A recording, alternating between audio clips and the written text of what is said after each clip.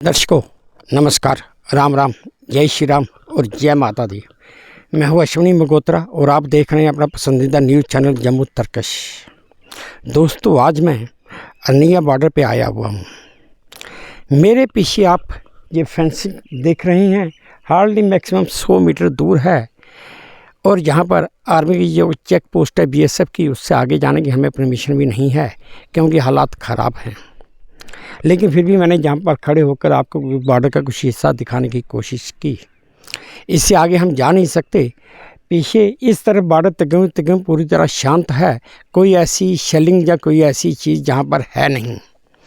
लेकिन फिर भी गांव के जो लोग हैं वो ठीक हैं, वो कहते हैं कि जहाँ पर कोई इतना माहौल ख़राब नहीं है जितना है। हालांकि कल रात को जैसे जम्मू एयरपोर्ट पे, जम्मू यूनिवर्सिटी पे और जगह जगह अटैक किया गया, जो उनकी तरफ से ड्रोन से जहाँ मिसाइल से अटैक हुए वो सारे हमारे एयर डिफेंस सिस्टम ने सारे हवा में ही मार गिराए, लेकिन ज़मीन पे कोई भी नहीं आ पाया। हालांकि इंडियन फोर्सेस ने उनके 2 F-17 और F-16 4 जहाज़ उनके मार गिराए और उनका एक पायलट भी जिंदा पकड़ लिया। अभी तक पाकिस्तान तो इस बात को समझा नहीं कि हम जाएं तो जाएं कहाँ। जैसे आज मैंने सुबह खबर भी दी थी कि भारत की गवर्नमेंट ने, भारत सरकार ने सलाल हाइड्रो इलेक्ट्रिक प्रोजेक्ट जो चिनाब नदी के ऊपर बना हुआ है, उसके 3 गेट खोल दिए हैं ताकि वहाँ से जो पानी निकलेगा जब पाकिस्तान में पहुँचेगा तो वहाँ पे बाढ़ जैसी स्थिति उत्पन्न हो जाएगी। हालांकि भारत सरकार अपनी तरफ से हर मुमकिन कोशिश कर रही है, लेकिन पड़ोसी मुल्क है कि समझना ही नहीं चाहता कि क्या है और क्या नहीं है। अब मैं चलिए दोस्तों कोशिश करते हैं कि गांव के अंदर जाकर गांव के कुछ लोगों से उनसे बातचीत की जाए कि यहाँ के हालात कैसे हैं और वो कैसे रह रहे हैं। दर्शकों अब मैं आपको ये बॉर्डर की दूसरी तरफ का एरिया भी दिखा रहा हूँ। जैसे आप देख सकते हैं जहाँ पर एक ये अपनी बीएसएफ की चेक पोस्ट भी है, लेकिन मैं इसे दिखा नहीं सकता। लेकिन आपको बॉर्डर के एरिया की कोशिश कर रहा हूँ कि बॉर्डर का एरिया आपको दिखा दिया जाए। तो हमें इसी गांव में बॉर्डर से तकरीबन आधा किलोमीटर पहले एक सिकंदर लाल जी और एक सोमनाथ जी मिल गए, जो यहीं के रहने वाले हैं, लोकल हैं। चलिए इन दोनों से बात करते हैं बारी बारी कि जैसे इस समय जैसा माहौल चल रहा है, जैसे हालात बन चुके हैं। रात को काफ़ी ज़्यादा जम्मू सिटी की तरफ शेलिंग हुई है, आगे पीछे भी शेलिंग हुई है। मतलब शेलिंग मतलब कि कुछ मिसाइलें और ड्रोन्स उनकी तरफ से दागे गए थे, जो प्रॉपर टारगेट पे तो एक भी नहीं पहुंच पाया। वो हमारी इंडियन आर्मी ने और इंडियन एयर डिफेंस सिस्टम ने उनका हवा में ही मार गिराया और ज़मीन पर एक भी नहीं आ पाया। हाँ, उनका मलबा ज़रूर गिरा होगा, उससे कोई इतना फ़र्क नहीं पड़ता। चलिए देखते हैं। इन्होंने पहले भी इस एरिया में जंगें वगैरह देखी हैं और बॉर्डर पे जैसे पाकिस्तान हर तीसरे दिन या हर रोज़ सीज़ फायर का उल्लंघन तो करता ही रहता है, तो बॉर्डर के बिल्कुल साथ होने के नाते इनके गांव पर या इन लोगों पर उसका क्या इफेक्ट, क्या प्रभाव पड़ता है, इन्हीं से जानते हैं। सोमनाथ जी क्या आखते हो तुम जिसले थोड़े बॉर्डर पर इतने शेलिंग होती है या रात जिसले गोलीबारी होती है, हर तरीके दिन इतने चलता रहता सिलसिला, तो क्या प्रभाव पौंदा? प्रभाव सारे पासे पौंदा है, काम पर पौंदा है। लोग मतलब कि सारा बिजनेस ठप्प हो जाता है। कोई बॉर्डर अपनी जमीनां ने उत्थे भी जाना मुश्किल हो जाता साढ़े वास्ते। पर अस आखदे भी जे कोई इन्हें कदम चुक्या इन्हें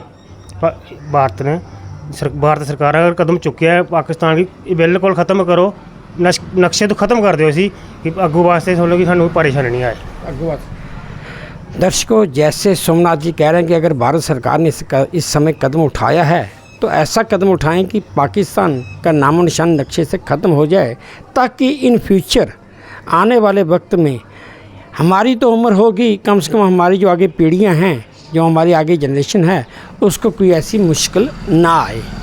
बस इसी तरह जहाँ पे सिकंदर लाल जी भी बैठे हैं, उनसे भी बात करते हैं। सिकंदर जी तो उसके आदू थोड़े के विचार बनते हैं जी। साढ़े तो विचार बनते हुए एक बारी तसल्ली कन्नै ठोकना चाहिए उन्हें, तसल्ली कन्नै ठोकना चाहिए, तसल्ली कन्नै ठोकना चाहिए। इस पासे कोई और हल चल, कोई और अज भी बार्डर पर साਡਾ कोई हल चल नहीं हुई हाली, अजे तक कोई हल चल नहीं है। सारे लोग इत्थे गए ना? ना साढ़े लोग सारे चल गए, कोई मेन एक बंदा घर रह गया घर। मतलब बाकी ये ग्रां खाली हुई है, ग्रां खाली ग्रां खाली हुई है।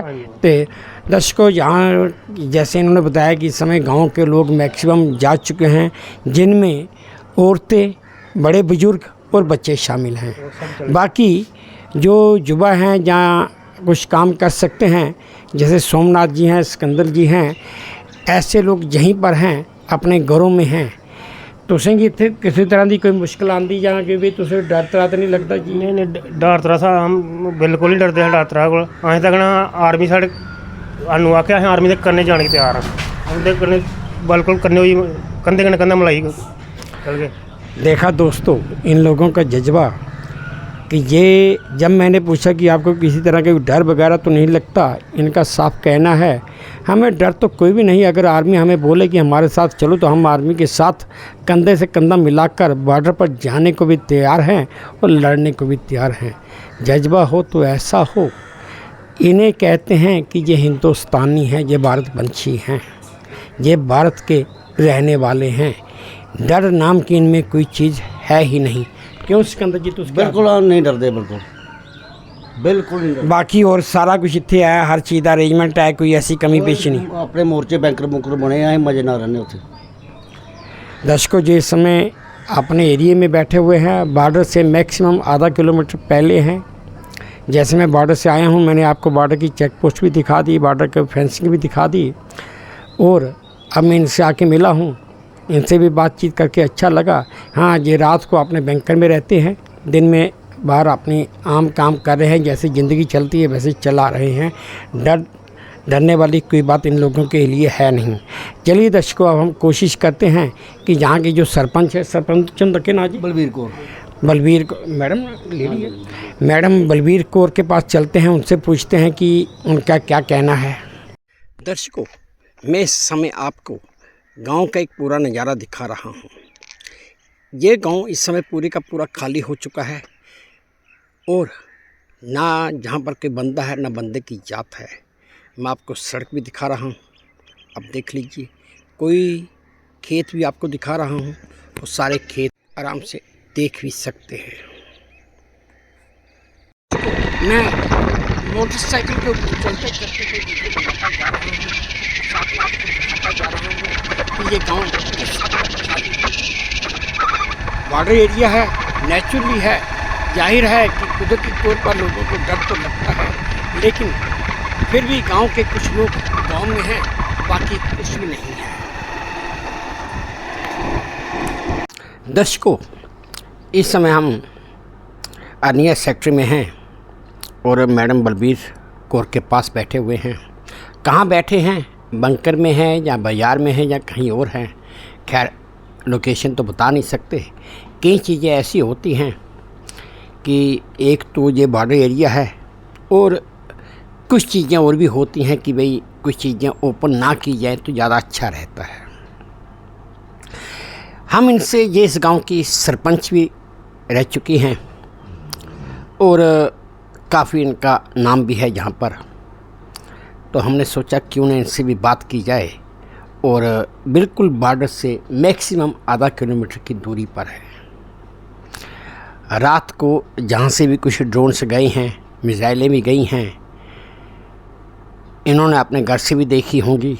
चलिए, ये तो हमारा अंदाज़ा है कि इन्होंने अपने घर से देखी हैं या नहीं देखी। हम इन्हीं से पूछते हैं कि इनका तजर्बा कैसा रहा। मैडम जी, सत श्री अकाल जी। सत श्री अकाल सर। पहले तो आप लोगों का बहुत बहुत धन्यवाद। आप लोग बॉर्डर पे आए और इतने टेंस माहौल में आए, इसके लिए धन्यवाद। कल का माहौल अगर मैं आपको बताऊं, डर तो लगा, कोई दो राय नहीं है। होता है, इंसान है, लगता है डर। पर जब हमारे एयर सिस्टम ने ब्लॉक किया सब कुछ, उनको उड़ाया, वो चीज़ें देख के कल एक प्राउड इंडियन वाली मोमेंट जो है ना, वो क्रिएट हो गई। प्राउड तो हम पहले से ही हैं, पर एक और उसमें जुड़ गया, इजाफा हो गया। और वो इजाफा कैसे हुआ? जो सिस्टम हमने देखा कि ये अब उड़ाएगा हम सबको, ये आ गया, वो आ गया, पता चल गया। बट जब उनको हवा में ही उड़ा दिया, उनको हवा में ही निस्तर नाबूद कर दिया, बट धरती पे नहीं आ पाए वो। और फिर उनके घर में घुस के उनको मारा। प्राउड इंडियन वाली मोमेंट कैसे नहीं हो। बहुत सारे लोगों ने बड़े क्वेश्चंस किए थे, बड़ी उंगलियां उठाई थी। हमने तब भी बोला था कि बाप बाप होता है, बेटा बेटा होता है। एक बात और मैडम जी, आज आपने कहा कि प्राउड है। जब 2018 में जब ये S-400 खरीदा था रशिया से, उस समय भी कई पॉलिटिकल पार्टीज़ ने काफ़ी ज़्यादा क्वेश्चन, काफ़ी ज़्यादा सवालिया निशान लगाए थे कि this is the wastage of money, ये पैसे की बर्बादी है, लोग टैक्स देते हैं, ये है वो है। अब आप उन लोगों को क्या जवाब देना चाहेंगी? मैं उनको यही बोलूँगी कि एटलीस्ट बेशर्मो एक पोस्ट डाल दो प्राउड इंडियन होने के नाते। कुछ नहीं चाहिए आपसे। आप लोग, हमें पता है आप लोगों के लिए हम सोने के बन जाएं, हमारा देश सोने का भी बन जाए, वो नाकाफ़ी होगा। एक पोस्ट करके ऑनरेबल गवर्नमेंट और ऑनरेबल हमारी इंडियन आर्मी, इनका हौसला अफजाई होना चाहिए। अभी तो हमें भी पता है ये एक छोटी सी तैयारी थी।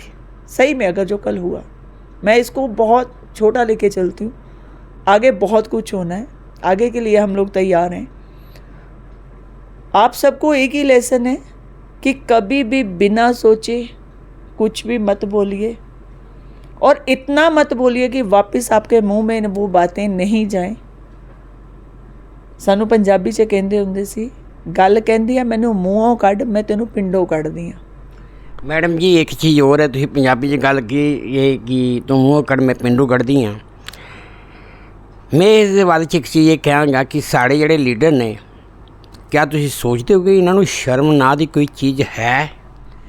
अगर शर्म हुंदी तो कल तो पोस्ट आ जाणियां सी।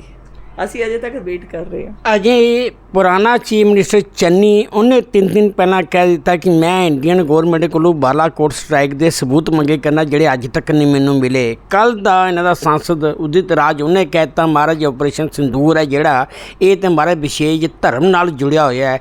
ਮੈਂ ਆਪ ਕਹਿਣਾ ਕਿ ਤੁਹਾਨੂੰ ਸ਼ਰਮ ਹੋਣੀ ਚਾਹੀਦੀ ਹੈ ਕਿ ਇਹ ਉਹ ਟਾਈਮ ਨਹੀਂ ਹੈ कि इस टाइम ਤੇ ਗੱਲਾਂ ਕੀਤੀਆਂ ਜਾਣ। ਤੁਸੀਂ ਇਹ ਸੋਚੋ ਕਿ ਇਸ ਵੇਲੇ ਹੋ ਕੀ ਰਿਹਾ ਹੈ ਔਰ ਸਾਨੂੰ ਇਹਦਾ ਜਵਾਬ ਕਿਸ ਤਰ੍ਹਾਂ ਦੇਣਾ ਚਾਹੀਦਾ। ਹਾਂ, ਉਦਿਤ ਰਾਜ ਨੇ ਵੀ ਕਿਹਾ ਕਿ ਸਾਡੀ ਫੋਰਸਿਸ ਹੈਗੀ ਨੇ, ਕੰਮ ਕਰੇ ਤੇ ਬੜਾ ਅੱਛਾ ਕੰਮ ਕਰੇ ਕਰਦੀਆਂ ਨੇ। ਇਹ ਕੋਈ ਵਰਡਿੰਗ ਨਹੀਂ ਹੈ ਕਿ ਬੜਾ ਅੱਛਾ ਕੰਮ ਕਰੇ ਕਰਦੀਆਂ ਨੇ। ਤੁਸੀਂ ਆਪਣੇ ਅੱਜ ਦੀ ਤਰੀਕ ਦੇ ਵਿੱਚ, ਅੱਜ ਪਾਕਿਸਤਾਨ ਨੇ ਖੁਦ ਆਪਣੇ ਸਬੂਤ ਦਿੱਤੇ ਕਿ ਸਾਡੇ ਉੱਤੇ ਇੰਡੀਆ ਨੇ ਹਮਲਾ ਕੀਤਾ ਹੈ।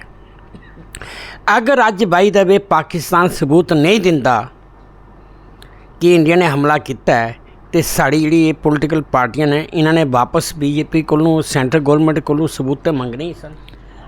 मैं तो एक चीज़ जरूर बोलूँगी। थोड़े दिन पहले एक पोस्ट आई, जदों पहलगाम वाला इंसीडेंस होया, एक मेरे वीर ने पोस्ट पाई कि ये भारतीय जनता पार्टी ने किया।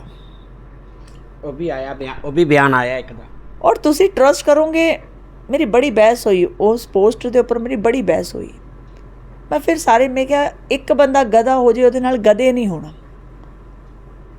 असी वो सारे मैसेजेस डिलीट किए। दुख लगता कि जेड़े ये स्लीपर सैल साडे देश विच आ ना, इन्हां नूं मैं स्लीपर सैल ही कहूँगी। क्यों कहूँगी? क्योंकि इन्हां ने हर टाइम जहर ही उगलना, हर टाइम गलत ही कहना। बेशक इन्हां वास्ते असी सोने दे भी बन जाइए, देश पार्टी ਜਾਂ ਫਿਰ ਇੰਡੀਅਨ ਆਰਮੀ ਸੋਨੇ ਦੀ ਵੀ ਬਣ ਜੇ, ਇਹਨਾਂ ਨੇ ਸਵਾਲੀਆ ਨਿਸ਼ਾਨ ਲਗਾਉਂਦੇ ਰਹਿਣਾ। ਪਰ ਇਹਨਾਂ ਨੂੰ ਇੰਨਾ ਯਾਦ ਨਹੀਂ ਰਹਿੰਦਾ ਕਿ ਬੇਸ਼ਰਮੋ ਤੁਹਾਡੇ ਟਾਈਮ ਵੀ ਤਾਂ ਇੰਡੀਅਨ ਫੋਰਸਿਸ ਹੈਗੀਆਂ ਸੀ। ਤੁਸੀਂ ਕੀ ਕੀਤਾ? ਤੁਸੀਂ ਉਸ ਟਾਈਮ ਆਪਣਾ ਯਾਦ ਕਰ ਲਓ। 1947 ਵਿੱਚ ਤੁਸੀਂ ਕਤਲੇਆਮ ਕਰਵਾਏ।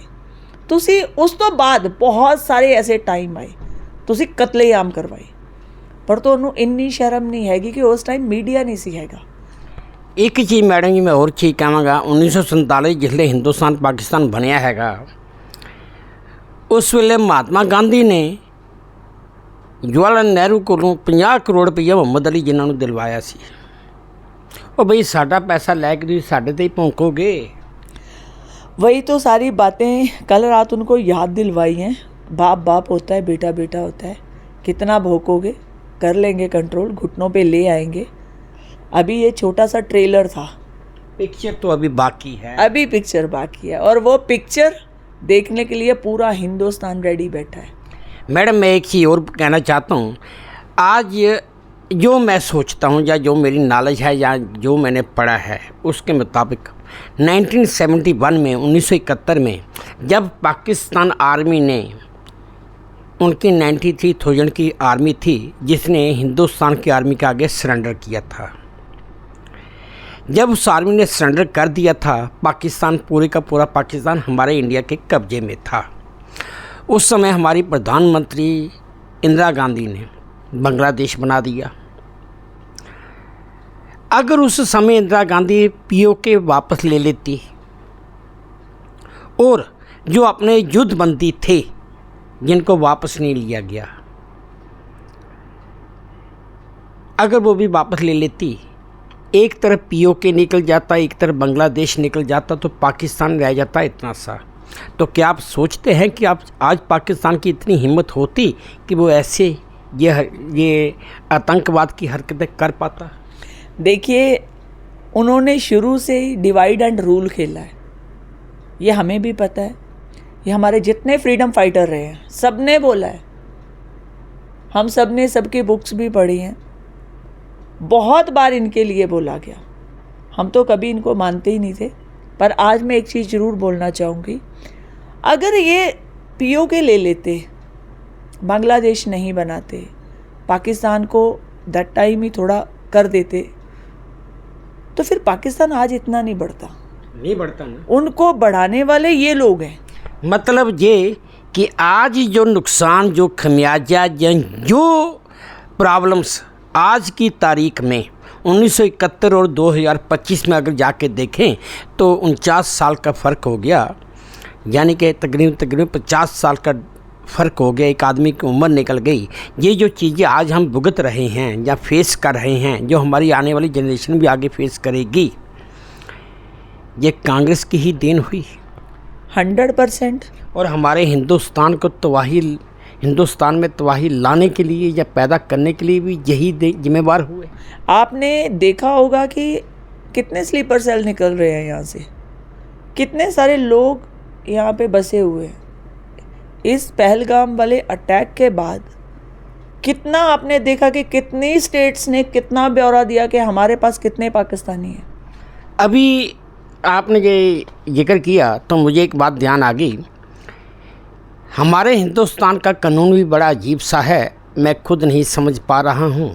लेकिन अभी पिछले दिनों एक पाकिस्तानी जिसके माँ बाप पाकिस्तानी हैं, उसकी अपनी वाइफ का या उसकी अपनी वाइफ का कहना है कि हमारे बाप दादा कभी पीओके गए थे, वो 1983 में वहाँ से वापस आ गए, तब से हम यहीं पे रह रहे हैं। उसका पति जम्मू पुलिस में नौकरी कर रहा है, वो 27 साल हो गए उसे नौकरी करते हुए। मैं ये नहीं समझ पा रहा हूँ कि वो कौन से डॉक्यूमेंट्स थे। हालांकि हमारी स्टेट में अगर कोई सर्विस लेनी होती थी, आजकल तो डोमिसाइल सर्टिफिकेट है, उससे पहले स्टेट सब्जेक्ट हुआ करता था। भाई पाकिस्तानी होने के नाते स्टेट सब्जेक्ट कैसे बन गया?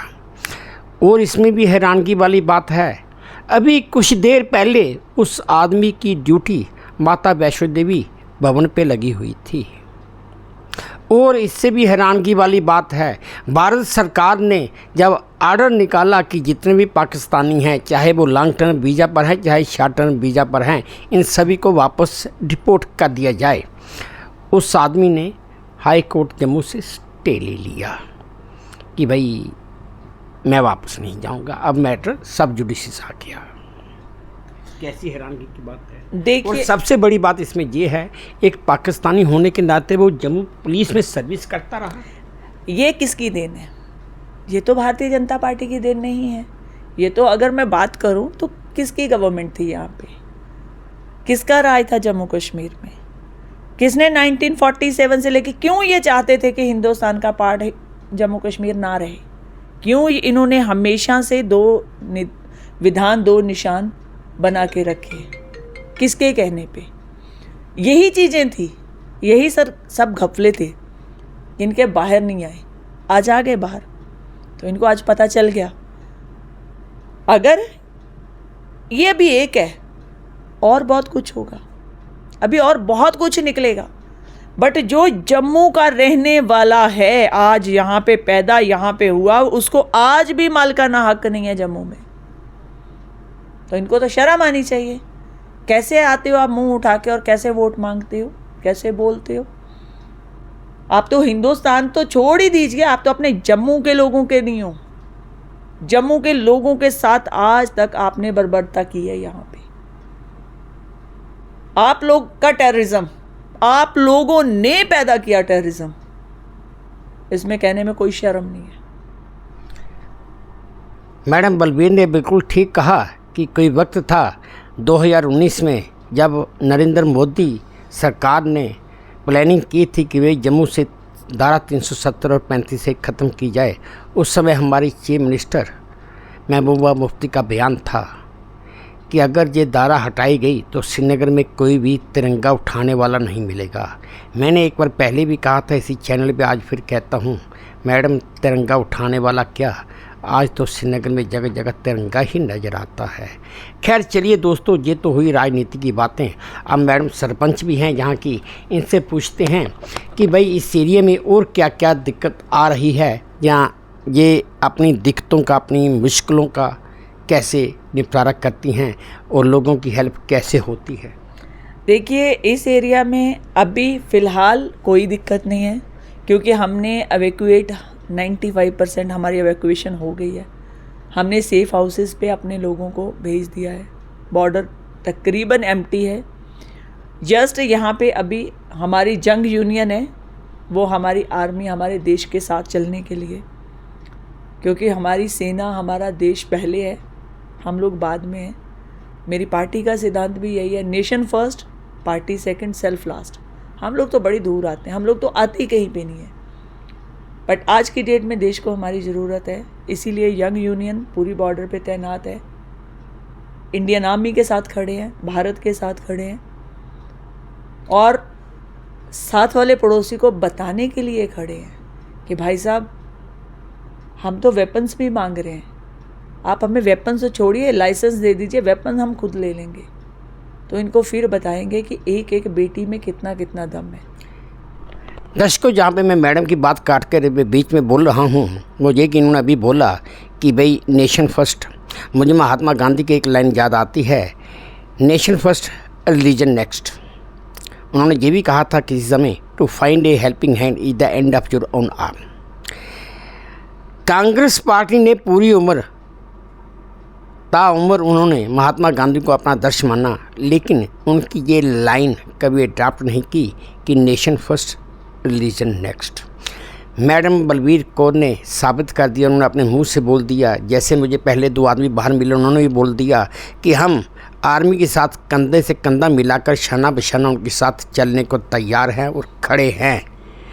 मैडम ने भी बता दिया कि हम लोग, जो हमारा 95% लोग थे, जिनमें बूढ़े बुजुर्ग, औरतें, छोटे छोटे बच्चे, इन्होंने उनको सेफ जगहों पर पहुंचा दिया है।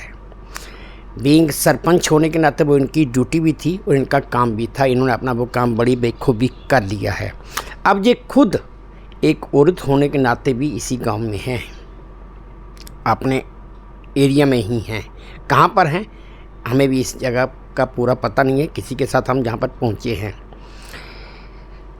और जो युवा जनरेशन है वो जहाँ पर इस गांव में रुकी हुई है कि भाई हम लोग आर्मी के साथ खड़े हैं, हम उनसे हथियार भी कहते हैं कि हमें हथियार दो, हम भी आपके साथ बॉर्डर के ऊपर चलने को तैयार हैं।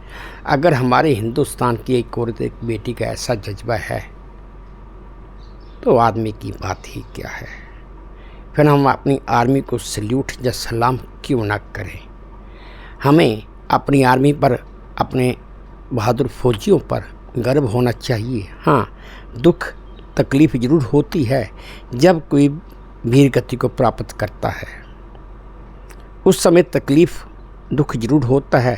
जैसे मैंने अपने पिछले वीडियो में बताया था कि ये मेरे वतन के लोगों जरा आँख में भर लो पानी, ये गाना प्रदीप जी ने लिखा था और स्वर कोकिला लता मंगेशकर जी ने गाया था। उसी समय इस गाने की लाइनें कुछ याद करके आँखों में आंसू भी आते हैं और जोश भरा जाता है। अब इससे ज़्यादा मैं और कुछ कह नहीं सकता।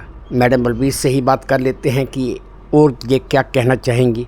मैडम एक चीज़ बताइए, रात को जो ड्रोन वगैरह मिसाइलें वगैरह गई हैं वो भी आपने देखी होंगी। बिल्कुल। और कैसा नज़ारा था और कैसा लगता था? देखिए, वो नज़ारा तो ताउम्र यादगार रात बन गई हमारे लिए। और जब वो डिफ्यूज़ हुए तो दैट टाइम की तो मोमेंट ही कुछ और थी। एक जश्न का माहौल था दिल में कि नहीं, हम प्राउड इंडियन हैं, हमारे पास जो है वो अब सामने आया।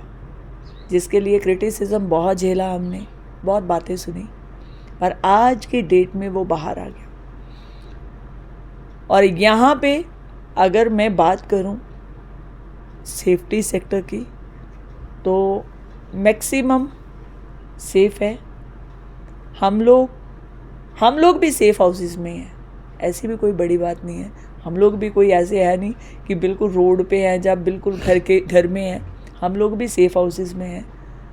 और पूरी पब्लिक को एक अपील ज़रूर करूँगी, आपने कुछ नहीं करना, आपने सिर्फ एक प्रे करना है। एंड सेकंड, आपने अपने आप का ध्यान रखना है। आप लोग सेफ रहोगे, पूरा भारत सेफ रहेगा। गवर्नमेंट के हाथ नहीं बंधेंगे, इंडियन आर्मी के हाथ नहीं बंधेंगे, कभी भी इंडियन आर्मी के हाथों पे हैंडकफ नहीं लगेगा, वो कभी नहीं सोचेंगे फिर। और अगर हम उनको बिल्कुल जैसे गवर्नमेंट ने फ्री किया, ऐसे हम इंडियन आर्मी को फ्री कर दें कि आप सिविल सोसाइटी का मत सोचिए, अपना काम कीजिए। We are safe. हम इतने सक्षम हैं कि अपने आप की टेक केयर कर सकते हैं और अपने आप का अच्छे से ध्यान रख सकते हैं, अपने बच्चों का ध्यान रख सकते हैं। और जितनी भी गाइडलाइन है उनको फॉलो करके, चंद दिनों का सवाल है, इतिहास में ये दिन लिखे जाएंगे। आप लोगों के भी नाम आएंगे कि आप लोगों ने क्या क्या सेक्रीफाइसेस किए। घर छोड़ना कोई छोटी बात नहीं होती, बहुत बड़ी बात है। ये सेक्रीफाइसेस इतिहास में आएंगे। जैसे आज हम प्राउडली बोलते हैं रानी लक्ष्मीबाई, और आज जो दो बेटियां कुरैशी मैम और सिंह, विनायक सिंह, दोनों लेडीज हैं। और दोनों ही जब माँ लक्ष्मीबाई का नाम आता है, महारानी का, तो आज इन दोनों को मैं साथ में देखती हूँ तो मुझे लगता है कि बेटी सिर्फ खाना बनाने के लिए पैदा नहीं होती, वो देश को चला सकती है, देश के साथ चल सकती है और कंधे से कंधा मिला के सर्वनाश भी कर सकती है, जो उन्होंने तीनों ने किया था। दर्शकों, मैं इसमें एक चीज़ और ऐड कर दूँ और आपको बता दूँ, शायद बहुत कम लोगों को पता होगा कि जो मैडम कर्नल कुरैशी हैं, जो मैडम कर्नल कुरैशी हैं, उनकी परदादी रानी लक्ष्मीबाई के साथ वीरांगना थी। उनका पूरा खानदान आर्मी से ही जुड़ा हुआ रहा है। उनके ख़ानदान का इतिहास बहुत लंबा है और बहुत अच्छा भी है और याद करने के काबिल है। अगर कभी वक्त मिला या मेरे हाथ में कोई उनकी डिटेल आई तो मैं उसके ऊपर भी एक वीडियो ज़रूर बनाऊंगा। और आज की तारीख में मैं इसमें एक लाइन और ऐड करना चाहूँगा। ये नहीं है कि मैं किसी पार्टी की या किसी आदमी की तारीफ़ कर रहा हूँ। हाँ, मैं इतना ज़रूर कहूँगा, 1947 में हिंदुस्तान आज़ाद हुआ था। 1947 से लेकर 2025 यानी कि 78 साल हो गए हमें आज़ादी मिले हुए। लेकिन आज से 78 साल में, आज से तकरीबन 10-11 साल पहले जाके हमें नरेंद्र मोदी नाम का एक आदमी मिला, जो भारत का प्रधानमंत्री मिला। 78 साल में से अगर 11 साल निकाल दें तो 67 साल यानी कि 67 ईयर्स तक हमारे देश के ऊपर चाहे कांग्रेस ने, चाहे जनता पार्टी ने, या बीच में एक कोई और पीरियड आया, उन्होंने राज किया हो, हुकूमत की हो तो बात अलग है। लेकिन इन 78 सालों में एक आदमी ऐसा मिला जिसने इतिहास को बदलने की कोशिश की है और उस कोशिश में वो कामयाब हो भी रहा है। नरेंद्र मोदी ने ये साबित करके दे दिया कि एक तो आपकी अपनी इच्छा शक्ति होनी चाहिए, दूसरा काम करने की नीयत होनी चाहिए। उसने साबित किया है कि भाई मेरी काम करने की नीयत है तो मैं कर रहा हूँ। हाँ, जिसने मेरे में नुक्स निकालने हैं वो निकालता रहे, मुझे कोई फ़र्क नहीं पड़ता। ये नरेंद्र भाई मोदी ने साबित किया है। और ऐसे कड़े फैसले लेने वाला आदमी हिंदुस्तान के इतिहास में यही एक शायद आदमी है जिसने इतने कड़े फैसले लिए हैं जो आज तक 1947 से लेकर 2014 तक कोई और मंत्री या प्रधानमंत्री नहीं ले पाया। चलिए दर्शकों, वीडियो को ज़्यादा लंबा न करते हुए मैडम बलबीर कौर का धन्यवाद करते हुए मैं आपसे विदा लेता हूं और उम्मीद करता हूं कि अगर आपको मेरी ये कवरेज अच्छी लगी, पसंद आई है तो प्लीज़ मेरे इस चैनल को लाइक कीजिए, शेयर कीजिए, सब्सक्राइब कीजिए और हाँ, अपने कमेंट्स मेरे कमेंट बॉक्स में ज़रूर डालिए ताकि मैं उन्हें भी ध्यान से पढ़ सकूं और अगर किसी सुधार की ज़रूरत है तो मैं वो भी कर सकूं। अब इसी उम्मीद के साथ आपसे विदा लेता हूं कि आप अपना भी ध्यान रखेंगे, अपने देश का भी ध्यान रखेंगे। जय भारत और धन्यवाद।